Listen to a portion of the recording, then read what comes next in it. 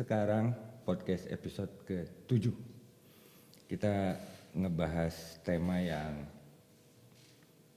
luar biasa dan jarang tersentuh sebetulnya, tapi sekarang sepertinya sudah mulai ramai.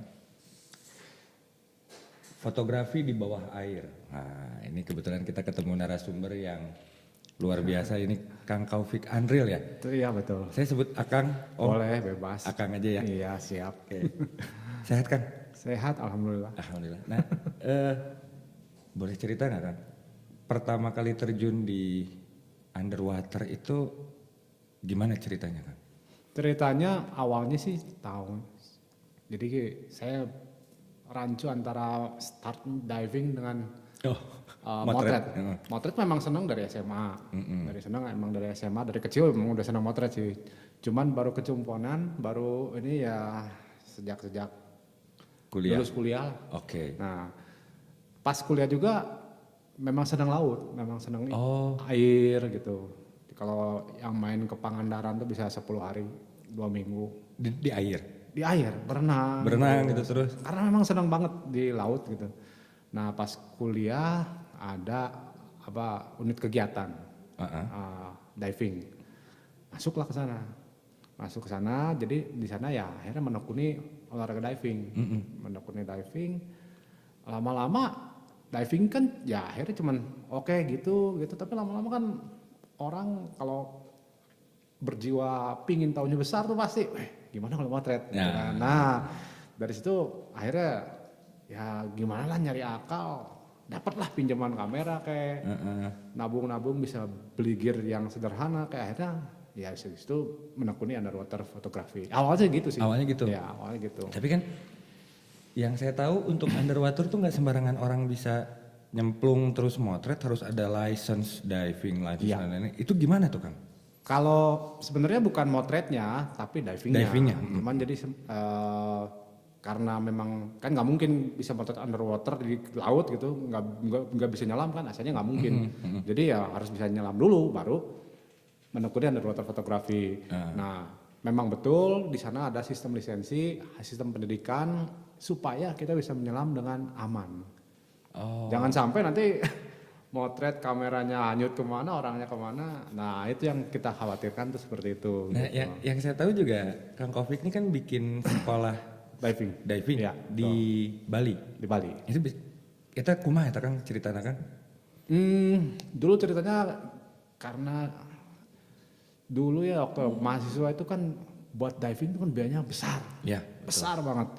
Jadi ya asal nggak mungkin itu dengan keuangan mahasiswa bisa diving.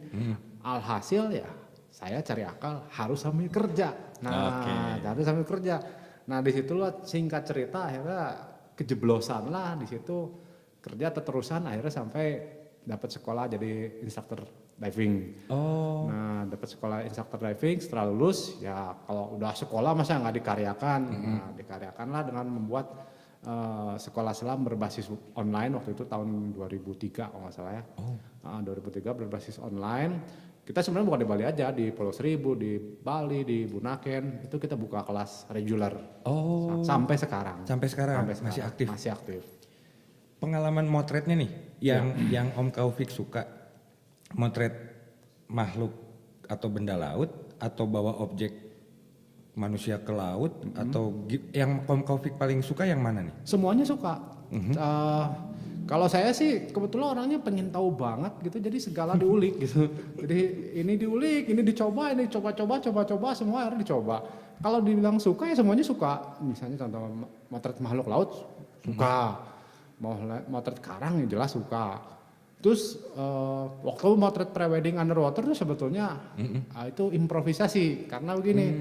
Karena kesatu underwater fotografi itu costnya mahal banget. Betul. Mahal banget. Itu mahalnya gak kira-kira deh. Bayangin kalau kita kamera udah mahal aja, ini tambah housingnya itu 3 kali lipat. Jadi bawa satu mobil ke dalam air tuh memang betul. Satu Honda Jazz itu dibawa ke dalam air tuh. Kalau bocor, udah selesai semua. Nah di situ saya berimprovisasi. Ini gimana caranya jadi duit? Tapi kalau ngandelin cuman di diving kan motret koral, motret pemandangan itu kan biasalah orang-orang kalau nawar belinya paling nanti dikasih kredit lah ya. Nah, itu nggak balik modal ya kalau gitu. Cuman dikasih kredit. Nah, akhirnya improvisasi lah saya di situ. Gimana kalau ini dijual untuk orang-orang yang mau bikin foto prewedding di underwater? Akhirnya dijadikanlah prewedding underwater sampai sekarang. Sampai sekarang. Yang paling berkesan Kang, di mana terus apa sih pengalaman yang, karena kan kalau Kang Kaufik pasti punya license dong, Ya, tapi si calon pengantin ini kan nggak punya nih. Nah itu idealnya ada pengalamannya nggak Kang yang unik gitu? Oke, jadi kita bikin guidelines. Waktu saya bikin situs web namanya Unreal Pictures, itu di situ saya jualan underwater fotografi khusus untuk prewedding dan wedding, ya pokoknya couple lah sebenarnya. Di situ kita bikin guidelines bahwa untuk bisa motret underwater itu ada macam-macam nih. Ada satu cuma di kolam renang, di kolam renang juga bisa. Cuman kolam renang doang, dalamnya kan cuma 2 meter, relatif aman lah, relatif aman 2 meter. Lah kan cuma nyelup sekali aja, ada orang udah senang banget. Yang penting di dalam air gitu. Kita pakai kamera yang besar gitu, foto. Terus dia udah seneng banget. Ada yang seperti itu ekspektasinya. Tapi ada juga yang diver dari luar negeri datang ke kita ke Bali itu sengaja untuk prewedding underwater di laut. Nah, ya, yang itu biasanya kita assessment dulu nih, pengalamannya apa, bisa divingnya gimana, dan yang penting uangnya. Ya itu kan mahal, karena kita harus bikin safety protokol, harus ada penyelam safety, itu mahal sekali. Tapi ada juga yang memang kecumunan, datang ke kita cuman buat underwater fotografi di Bali, di laut, di Bunaken juga sama seperti itu. Cuman memang jarang karena biasanya kendalanya gini, pasangan yang datang lakinya bisa diving, perempuannya nggak bisa. Ada yang terbalik, perempuannya bisa diving, lakinya kurang bisa. Ada yang dua-duanya bisa tapi uangnya nggak kuat. Ada juga kayak gitu. Jadi memang sedikit sekali, jadi memang marketnya sangat kecil. Tapi buat saya sih seneng banget. Satu passion, selain dapat uangnya juga dapat passionnya juga. Motret bisa seperti itu kepuasan sih. Kepuasan. Betul. Nah kalau orang yang nggak bisa diving, tapi dia pengen motret dalam air, tapi dia punya duit. Nah itu biasanya kita arahin ke kolam, tapi nanti kita edit backgroundnya jadi laut. Ya, banyak juga kita yang melakukan hal seperti itu. Jadi kita bikin di kolam renang set yang backgroundnya gampang diganti ya, gampang diganti. Misalnya warnanya nggak ada kotak-kotaknya gitu, cuma biru doang. Itu nanti kita bisa ganti belakangnya jadi laut. Yang penting klien senang. Yang penting klien senang. Ya. Tapi prosesnya mah benar dalam air. Prosesnya dalam air, nggak mungkin karena nggak mungkin bisa ditiru di studio, nggak mungkin. Jadi harus rambutnya terurai gitu kan, itu harus di dalam air. Kain yang begitu. Betul. Cuman nanti itu giliran kita ngeditnya. Ada triknya juga sih, gimana caranya supaya nanti seleksinya nggak terlalu ribet, ada triknya. Sebenarnya kalau boleh disebutin habis berapa sih Kang? Kalau misalnya hitungan kolam renang sih biasanya ya sekitar belasan lah ya. Kalau kolam renang? Kalau ke laut itu bisa sampai unlimited, tergantung destinasinya kemana. Bentar, definisinya laut sama pantai kan tuh kan beda tuh. Kalau laut mah ya lautnya gitunya. Pantai ya, laut kalau kita definisinya open water ya. Laut terbuka. Jadi sekumpulan air yang tidak ditutup sama kayak kolam renang kan bukan open water. Ini laut tuh open water yang perairan terbuka. Itu sebutnya kita open water. Mau di pantai, mau di laut, selama itu memenuhi kaidah keselamatan kita bisa. Ada lokasi favorit nggak? Ada. Bunaken itu top. Karena di Bunaken itu kalau untuk prewedding ya, kalau untuk yang lain sih banyak sekali. Cuma kalau di Bunaken itu satu gampang dijangkau, dari kota dekat sekali. Terus yang kedua airnya jernih sekali. Jadi karena di underwater itu kondisi air itu pengaruh. Wah itu faktor utama. Ya kebayang kita motret di Cikapundung. Nah, itu kan mau kamera sebagus apa juga kalau bagus jago lah. Saya no comment kalau Cikapundung. Ya. Nah, ini di Bunaken itu airnya jarak pandang tuh bisa sampai 25, 30 di musim-musim tertentu. Kalau saya nggak salah di Bunaken tuh ada jarak tertentu apa namanya? yang langsung jurang ke bawah itu kan? Memang karena di sana kontur underwaternya di sana jurang dasar laut hampir semua. Hampir semua. Itu yang membuat kenapa air lautnya bersih. Oh. Kalau air lautnya dangkal, pasir dari bawah itu naik ke Naik atas. terus ke atas, Jadi kayak semacam teh lah, kalau gulanya dangkal kan dia cairan gulanya bikin keruh di atas. Nah, gitu ini sama. Jadi di dalam air juga kalau misalnya konturnya jurang, perairan Indonesia Timur kan rata-rata itu ribuan meter. Nah, jadi pasirnya itu di dalam. Jadi sekalipun airnya kena angin, kena arus, itu ke atasnya tetap jernih. Beda sama di Laut Jawa, Sumatera. Nah, kalau untuk prewedding ya, saya ngomong prewedding. Dari Kang Kaufik biasanya turun berapa orang tuh sebagai tim? Karena kan ada yang savernya yang Kalau dalam. di laut itu minimal kita 3 orang. Minimal 3 orang. Sorry sebentar. Saya dibantu asisten 1, 2 safety diver untuk klien. Jadi 4 total penyelam. 4 total. Itu kru yang menyelam. Nah, kalau begitu berarti ada kedalaman ideal nggak? Buat berapa kira-kira, Kang? Jadi sebenarnya kalau underwater fotografi itu terutama buat modeling itu kalau saya sih senangnya dangkal 5-10 meter karena di sana ambient light-nya itu masih bagus ya. bagus. Makin dalam itu cahaya matahari kan makin kurang. Iya, Spektrumnya kan cuman spektrum warnanya makin sedikit. Jadi di dalam 20 meter, 30 meter itu cuman kelihatan biru aja. Nah, itulah gunanya fill in. Kalau fill in flash itu nanti kebahasannya beda lagi teknis. Gitu. Kalau flash di darat sama flash di dalam air itu di underwater tuh mindsetnya beda. Karena kalau di dalam air itu selain buat lighting, fill in juga buat ngeluarin warna. Nah, supaya kita butuh nggak perlu alat yang terlalu besar, terlalu banyak, itu biasanya kita pakai 2 aja stroke-nya itu idealnya 5-10 meter lah. 5-10 meter. 5-10 meter depth-nya, jadi ambient light masih banyak. Masih dapat. Jadi nanti kalau ada koral-koral yang warnanya merah tapi kelihatan pucat karena depth itu biasanya kita angkat pakai post processing. Pakai post processing. Ya. Nah, kalau untuk musim, ada bulan tertentu nggak ya? Oh, ada. Sangat ada. Jadi main di alam itu sebenarnya ya memang musim sangat pengaruh sekali. Sama kayak motret di darat lah. Motret di darat kan di gunung pengen nyari lautan awan harus kapan. Ya. Kalau sama di underwater juga. Persis. Untuk masalah pasang surut air. Betul, pasang surut, angin, kemudian hujan atau enggak, posisi bulan. Terus masalah ekosistem laut gitu yang biar pas lagi bagus-bagusnya terumbu karang, pas itu kalau terumbu karang sih cenderung stabil. Cuman masalahnya nanti ombaknya besar nggak? Ya. Kalau ombaknya besar aja biasanya kita yang jarang ke laut tuh udah muntah, itu. Nah itu yang kita harus hindari, kita harus strategikan sebaiknya. Bahkan kita tuh punya schedule yang tahunan. Kalau klien minta bulan Januari Februari, kita destinasinya cuma ada listnya sedikit. Kalau misalnya di bulan-bulan rame itu listnya banyak.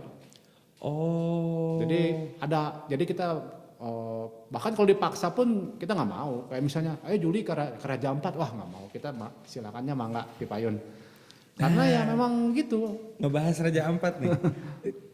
Saya beberapa kali ke Raja Ampat memang masuk ke bawah gitu. Itu memang keren pisan. Keren gitu. banget, itu luar biasa. Memang luar biasa. Cuman kan kosnya lumayan tuh mahal. Ya. Nah, pengalaman Kang Kaufik banyak nggak sih orang yang request ke Raja Ampat buat di foto underwater?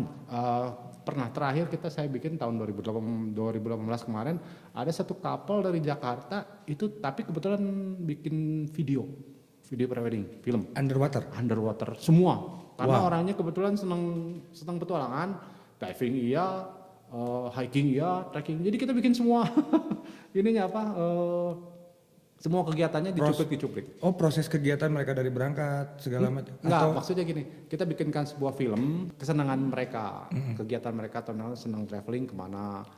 Kita pergi ke Orabit kemarin ke Maluku, terus ke Raja Ampat juga, Melam.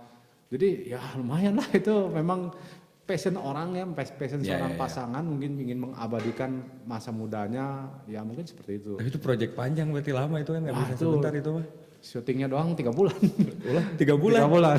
Di Raja Ampat. Oh enggak, maksudnya sampai perjalanan gitu ya, kan. seminggu ke Raja Ampat lu sudah pulang. Itu baru ngambil divingnya doang. Belum yang trackingnya nanti hari kita pilih kemana ya, akhirnya kita pilih ke Tangkuban Perahu aja yang dekat. Oh. Juga kita sewa mobil off-road dan lain-lain semua supaya bisa syuting di sana lebih enak. Kurang lebih seperti itu. Jadi memang balik lagi ada musimnya. Iya. Ada musimnya. Jadi betul. kadang-kadang kita nggak bisa. Bulan Juli nih ke Raja Ampat nggak bisa. Silakan aja kalau bulan Juli jangan sama saya. Karena waduh. Iya.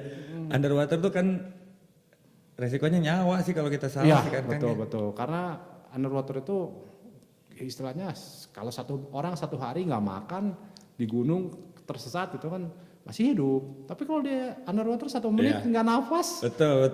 Nah itu kenapa makanya diving itu ada license-nya karena seperti itu. Kalau ketika kita bersinggungan di bawah air, kita bersinggungan dengan hewan-hewan laut. Hewan-hewan laut itu kan yang saya tahu ada hewan yang memang baik-baik saja, ada yang berbahaya dan lain-lain. Iya. Itu ada cara buat menanggulanginya nggak? Biar Bersinggungan pada prinsipnya seorang penyelam yang baik itu tidak boleh menyentuh apapun di dalam air. Jadi nggak boleh disentuh. Jadi menurut saya selama kita nggak menyentuh, nggak neko-neko, aman aja. Ular laut, hiu, apapun selama kita nggak menyentuh, nggak ngeprovok, dan mereka juga bingung lihat ini apa ini katanya. Apalagi bawa kamera gitu kan, tanduknya besar, ini apa? Mereka juga segen. Iya. Jadi Benar. selama kita respect dengan nature, saya rasa nggak ada masalah. Tapi itu betul. statementnya keren. Selama respect dengan nature ya, Iya. dengan lingkungan ya, Betul. insya Allah nggak kenapa-napa. Nah, saya juga dengar nih, katanya sempat main drone, sempat sampai bikin drone sendiri. Iya, betul. Itu boleh share ceritanya nggak Kang? Itu balik lagi ke sifat kepingintahuan saya yang luar biasa. Oke. Jadi dulu kan ceritanya tahun berapa itu ya? Tahun 2009.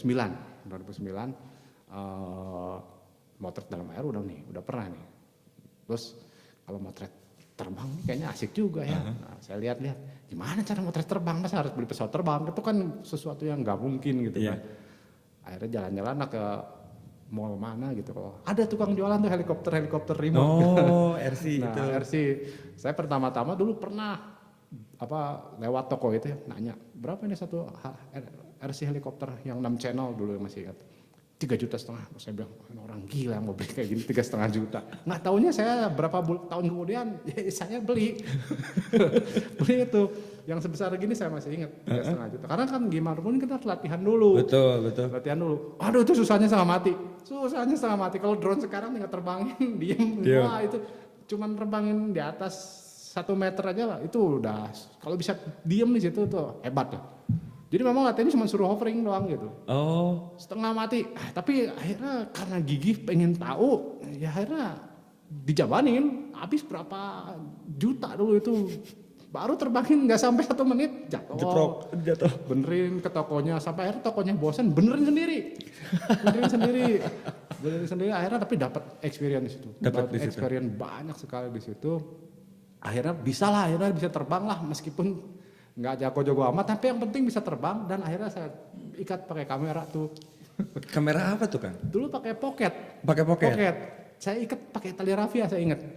Terus saya rekam kan, pakai record tuh videonya. Saya terbangin di Batu Nunggal, saya masih ingat masih ada rekamannya juga. Itu footage-nya goyangnya luar biasa. Tapi seneng banget. Wah bisa dari pesawat nih, bisa terbang asa gaya gitu, asa keren ya. Betul. Terus akhirnya kebetulan dimodalin Kang. Ya inilah beruntungnya punya banyak temen. Yes. Ada temen production house dari Thailand. Ayo kamu bikin. Dimodalin berapa juga. Iya. Akhirnya saya bikin yang besar. Yang pakai T-Rex 700 itu bawa 5D Mark II zaman itu. Waduh. Saya tahu kok videonya. Itu akhirnya dikasih itu. Aduh itu benar-benar luar biasa, sesuatu banget. Jadi akhirnya ya semacam kayak dikontrak lah. Kalau nggak salah iklan kan nanti Iklan kan? Iklan. Jadi Nutrisari, Elemen, ya kayak gitu kita syuting di Thailand. Jadi pulang pergi tuh ke sana, bawa helikopter yang wah. Iya. Jadi ngerasain banget kalau sekarang cuma bawa segede gini DJI Mavic. Nah itu dulu, waduh satu petinya sebesar meja. Gitu. Iya. Luar biasa. Tapi seneng. kadang-kadang kangen sama zaman dulu. Cuman ya sekarang lebih enak jauh. Nah kalau dibilang secara objek kan ya, secara objek, secara hasil, enak mana kan? Di bawah air atau di udara? Oh masih nggak bisa dibilang lebih enak yang mana. Oh nggak bisa dibandingin itu ya? kayak nanya ayam goreng sama ikan enak mana ya sama. Dua-duanya enak ya. Gitu. Dua-duanya enak gitu. Ya sama enak Sama aja. semuanya kepuasan tertentu gitu ya. Di underwater. Cuman kalau di underwater kita kan betul-betul harus berinteraksi langsung. Kalau ini kan pakai remote. Iya pakai drone, benar. Gitu. Cuman pakai drone tuh ketar-ketirnya jatuh. Kalau jatuh ya itu kan gede banget dibanding underwater. Underwater juga sama leaking bocor. Itu juga sama nggak ada ampun. Nggak ada ampun. Nah untuk jenis kamera nih Kang, kan dulu dari zaman analog pindah ke DSLR, sekarang mirrorless nih, kamera makin kecil. Ya. Untuk underwater lebih efisien yang mana sih menurut pengalaman ya? Apa yang bukan dalam artian ngebandingin DSLR lebih bagus, mirrorless enggak, tapi secara efisien kita untuk kita mengoperasikan di bawah air. Kalau Kang Kaufik sendiri lebih suka mana? Kalau saya sih gimana enaknya di darat. Misalnya saya di darat sampai sekarang kalau untuk yang kejar momen saya masih lebih enak pakai DSLR. Oke. Kalau misalnya yang nggak usah kejar momen ya lebih pakai mirrorless. Kalau hostingnya mahal mana? Sama mahalnya. Oh sama mahalnya? Sama mahalnya. Mirrorless oke sama mahal? Sama. Oh. Sama persis. Jadi hosting juga ada kastanya. Iya betul. Ada kastanya, nanti ada yang akrilik berapa, nanti ada yang pakai aluminium berapa, yang metal gitu ya, itu wah kalau diikutin mah nggak ada habisnya. Nggak ada. Tetap teknologinya tetap jalan berarti si hosting iya teh. Hosting sih teknologinya gitu-gitu aja, cuman kan mereka nggak bisa mass production, jadi harganya mahal sekali. Oh. Jadi kan mereka bikin satu khusus buat model itu doang, nggak bisa buat model lain. Jadi harganya itu mahal karena itu. Tapi itu ada masanya nggak? Karena kan dia terjun ke air laut tuh. Ada masanya di karetnya. Di karetnya. Kalau secara jangka panjang sekali pasti ada masanya. Pasti karena ada. semua juga nggak mungkin bisa lifetime. Tapi yang paling cepat umurnya di karet, di rubber. Itu yang harus kita o-ring ya kalau kita sebutnya. Itu yang harus kita rawat seintensif mungkin. Karena kalau itu nyawa. Kalau misalnya itu rusak, udah nggak ada ampun. Masuk air asin, udah deh. Iya. Udah. Ya, kalau metalnya sih paling catnya ngelupas Ya. kayak gitu itu masih bisa dipakai kan. Kalau itu yang biasanya o-ringnya, tapi bisa kita ganti gitu. Karena Kang Kaufik kan pasti kan sering tuh masuk ke air, otomatis si hosting lebih capek. Ya. Dia lebih sering. Ya. Ada ini nggak kira-kira berapa tahun sekali itu kalau yang capek ya, hosting yang capek itu mesti kita rawat berapa tahun sekali kita Itu ganti? nggak bisa bilang Nggak bisa berapa juga. tahun sekali. Kadang-kadang gini, kadang-kadang kalau itu hosting sering dijemur, misalnya habis diving, di pinggir dibarin, itu tetap rusak, melar nanti ininya si o-ringnya. Tapi kalau misalnya jarang dipakai dijemur, perawatannya bagus, itu umurnya lebih panjang. Jadi biasanya kita lihat inspeksinya cukup pakai visual. Kalau misalnya masih fit ke housingnya, ya oke, nggak masalah, kita pakai. Mau umurnya 2 tahun kayak nggak apa-apa, selama masih fit, masih firm. Tapi kalau udah wah ini udah digini-gini aja udah melihat gitu kan, ya itu jangan dipakai, ganti langsung gitu. Tapi memang beda sih ini jiwanya jiwa petualang. Yang pasti memang ribet sih, bawa yang kayak gitu ribet. Apalagi kalau sekarang terakhir-terakhir senang drone. Jadi kalau ke laut, teh bawanya underwater fotografi, kan bikin film kadang terus bawa juga drone. Waduh itu bawaan satu bagasi 60 kilo. Tapi kalau nggak bawa nggak abdol. Gitu Iya. kan. Ya, jadi Hati nggak tenang betul, pasti kan. hati nggak tenang. Ada momen bagus yang Jadi kelewat dan lain-lain. Memang hobi itu memang mahalnya di sini. Gitu. Tapi berarti yang RC udah nggak dipakai lagi. Sekarang sudah total pindah Total ke ke drone. drone. Total ke drone. Itu udah jadi museum aja paling Oh, udah cuma jadi. buat lihat ya zaman dulu ini gitu. Prestasi luar itu iklan, saya tahu kok iklan yang di Thailand itu. Nah, ini mungkin Kang Kaufik ada masukan buat teman-teman di PAF, buat yang pengen nyoba nih, kira-kira langkahnya harus bagaimana dulu, terus harus bagaimana gitu. Nyoba apa nih? Underwater terutama. Underwater. Oke, kalau mau nyoba underwater yang pasti jadilah penyelam yang baik dulu. Oke. Karena meskipun gimana pun kalau kita nyelamnya belum bener, ya mana bisa motret. Iya. Istilahnya kayak misalnya pengen motret sambil naik motor, ya harus naik motor dulu bisa. Ya betul. Kalau misalnya nanti kan gogoloyongan. Nah, jadi naik motor dulu harus bisa, baru sambil motret. Nah, ini juga divingnya sama. Proper dulu di diving, experience, lulus training, baru udah gitu ke motret. Karena sering saya banyak orang yang baru lulus nih, kan saya ngajar diving juga, baru lulus udah gatel nih pengen bawa kamera. Aduh itu yang kejadian hilang itu udah ada mungkin 5-6 kali. Hilang apa kan? Kameranya. Hah? Kameranya. Jadi gini nih, baru lulus nih. Kayak baru lulus kan baru 5 log dive, baru 5 kali menyelam. Terus ikut trip, kita ngadain trip misalnya ke mana gitu, Nusa Penida, Bali. Kan arusnya lumayan tuh arus divingnya. Oke, kita ikut, begitu masuk kameranya nggak sadar karena di dalam air terlalu riweuh. Karena kan kalau misalnya orang yang masih baru itu kan pasti masih riweuh. Ini gimana? Ada kameranya di kalungin gini Kalungin ke tangan, diikat. nggak sadar pasti lepas sampai ke atas. Kamera saya mana? Waduh, itu sih udah kayak nyari jarum di rumput. Arusnya jalan terus. Kita di atas mau nyari kamera ya gimana? 10 juta hilang. Kamera pocket sih. Oh, berarti intinya jangan nafsuan juga. Betul. Jadi Jangan sabar. nafsuan. Jadi Nah, sabar. akhirnya saya bilang sabar. Gain experience dulu, berapa kali nyelam dulu, udah bisa baru.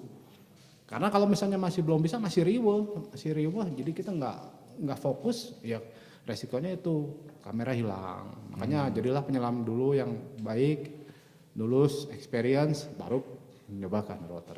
Oke, Gitu. intinya Sabar gitu. Jangan gurung gusuh. Kang Kopi katur nuhun. Sama-sama. Dari yang kita ngobrol tadi, saya ada yang saya garis bawahi nih. Jadi kalau kita mau terjun di alam yang jarang sekali terjamah ya memang di laut. Ya. Tapi supaya kita bisa dapat hasil yang baik, berbaurlah dengan alam. Ya, respect. Memberikan respect dengan alam. Karena ya kalau tidak ya akan kebalik pasti nanti. Ya, Kita yang akan dihukum oleh alam Bukan di laut aja sih dia. Bukan di laut aja. Semuanya. Siap. Kang Kopik sekali deh atur nuhun pisan. Sama-sama. Teman-teman, kita ketemu lagi di episode selanjutnya. Mungkin akan ngebahas yang dari udara nanti, tapi kita lihat nanti. Kang Kopik, cus dulu. Dadah.